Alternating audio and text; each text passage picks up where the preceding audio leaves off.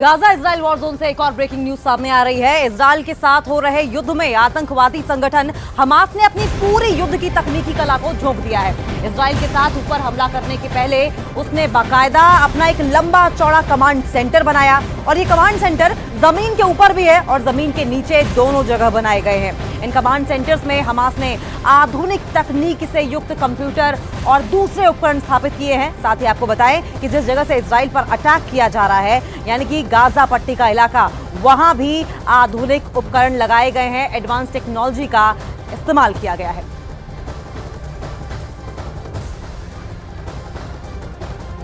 तो war front से आपको लगातार अपडेट दे रहे हैं और ऐसे में आपको बताएं कि इजराइल अग्रेसिव होकर अब गाजा पट्टी पर अटैक कर रहा है। हमास के जो मिलिटेंट्स हैं उन्हें निशाना बना रहा है और आपको तस्वीरें हम दिखाएंगे लगातार किस तरीके से विध्वंस की तस्वीरें लगातार वॉर जोन से निकलकर सामने आ रही है। बैटल ग्राउंड में कोहराम मचा पड़ा है और इस बीच नरसंहार की भी तस्वीरें हम देख रहे हैं। तस्वीरें ये दो देखिए, एक तस्वीर में आप देख सकते हैं कि गाजा पट्टी में बिजली नहीं है, वहां का आसमान तभी जगमग उठता है जब वहां इजराइल से अटैक होता है या फिर कोई बड़ा ब्लास्ट होता है। तड़के भी इजराइल ने 100 से ज्यादा एयर स्ट्राइक को अंजाम दिया है। लेकिन अगर दूसरी तस्वीर आप देखेंगे तो जब आप तस्वीर देखेंगे तो नोटिस करेंगे कि धुआं उठता हुआ दिखाई दे रहा है। इजराइल गाजा पर इतने बम बरसा रहा है कि गाजा का आसमान धुआं हो उठा है। एक तरफ इजराइल हमले कर रहा है, दूसरी तरफ हमास धमकी दे रहा है कि जैसे जैसे हमले होंगे वो बंधकों को मारता जाएगा।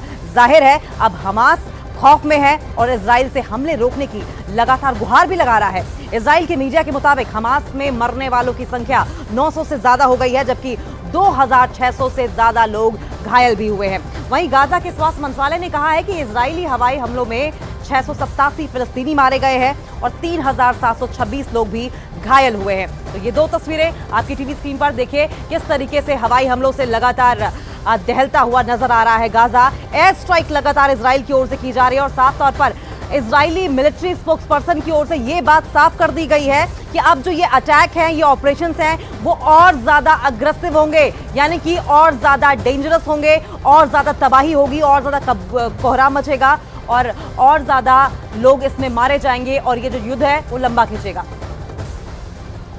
और अमेरिका ने इजराइल के आसपास यूरोप और बाकी अड्डों पर फाइटर जेट की तैनाती बढ़ाने का फैसला कर लिया है। इजराइल पर कोई हवाई हमला ना कर पाए इसके लिए अमेरिका ने पूरा जोर लगा दिया है। इजराइल के हवाई अड्डे भी लगातार एक्टिव है और अब अमेरिका की वायुसेना का पहुंचना इजराइल को जाहिर है एक बड़ी और नई ताकत देगा। A-10 थंडरबोल्ट विमान जो नीचे उड़ते हुए टैंकों के पूरे दस्तों को खत्म कर सकता है। इस विमान को फ्लाइंग टैंक भी कहते हैं, जिस पर छोटे हथियारों की गोलीबारी का फर्क नहीं पड़ता। इसके अलावा अमेरिका के F-15 से लेकर F-16 लड़ाकू विमान भी हैं। लेकिन असली ताकत जो अमेरिका ने इजराइल को बचाने के लिए उतारी है वो है F-35 फाइटर जेट। ये वो फाइटर जेट है जो इजराइल के पास भी है, लेकिन अभी उनकी तादाद सिर्फ 40 है। लिहाजा मल्टी फ्रंट के लिए इजराइल की वायुसेना को ऐसे बहुत से विमानों की जरूरत पड़ सकती है, जिसकी भरपाई अमेरिका की मदद से पूरी होगी। F-35 का करीब रहना इजराइल के दुश्मनों को दूर रखने में मदद जरूर करेगा।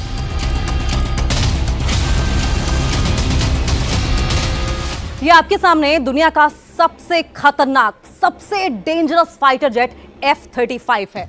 ये 5th generation multi role combat aircraft भी है। इस एक लड़ाकू विमान की कीमत 1000 करोड़ रुपए के करीब है। ये अमेरिका का सबसे महंगा फाइटर प्लेन है। ये एक स्टेल्थ फाइटर जेट, जी हाँ, ये एक स्टेल्थ फाइटर जेट है, जिसका साफ तौर पर मतलब हुआ ये कि रेडार इसे ट्रैक नहीं कर पाएगा, जो रेडार की पकड़ में नहीं आएगा। और इसकी बॉडी पर एक खास किस्म की कोटिंग होती है जो कि रेडार तरंगों को एब्जॉर्ब कर लेता है, सोख लेता है। और इसके अलावा इस फाइटर जेट का रेडार, एवियोनिक्स और सभी सेंसर जो हैं वो बहुत मजबूत होते हैं और इसी वजह से ये दूर से खतरे को सेंस कर लेता है। लेकिन इसके अलावा इसकी क्या खासियत है? पायलट का हेलमेट भी बहुत खास होता है, जिसकी कीमत 3 करोड़ रुपए होती है। देखिए ये कॉकपिट है और कॉकपिट में पायलट जब बैठता है तो एक खास तरह का हेलमेट लगाता है जिस हेलमेट की कीमत 3 करोड़ रुपए के आसपास होती है। F-35 में मिसाइल बॉडी के अंदर छुपाई जा सकती है, जिसे इंटरनल बे में छुपाकर रखा जाता है और इसके अलावा यहां और भी हथियार रखे जाते हैं ताकि दुश्मन को रेडार सिग्नेचर ना मिले। और इसके अलावा इसके विंग्स की अगर बात करें, ये देखिए इसके विंग्स अगर आप देखेंगे तो इसके विंग्स में 10 रेडियो एंटीना है, यानी कि 10 दिशाओं से भी अगर दुश्मन अटैक करने की सोचे तो दुश्मन के रेडार की वार्निंग पहले ही पायलट को मिल जाए और वो अलर्ट हो जाए।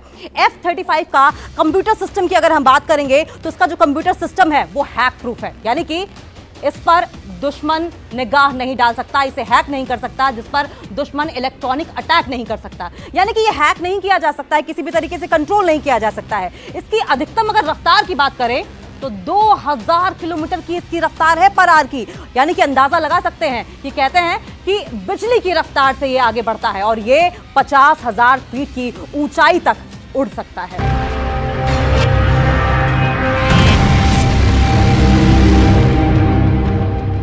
बड़े हथियार बड़ा युद्ध रोकते भी हैं, लेकिन बड़े युद्ध की जमीन भी तैयार करते हैं। इस वक्त इजरायल का सबसे बड़ा दुश्मन ईरान बहुत खामोशी से अमेरिका की चाल देख रहा है। ईरान ने हमेशा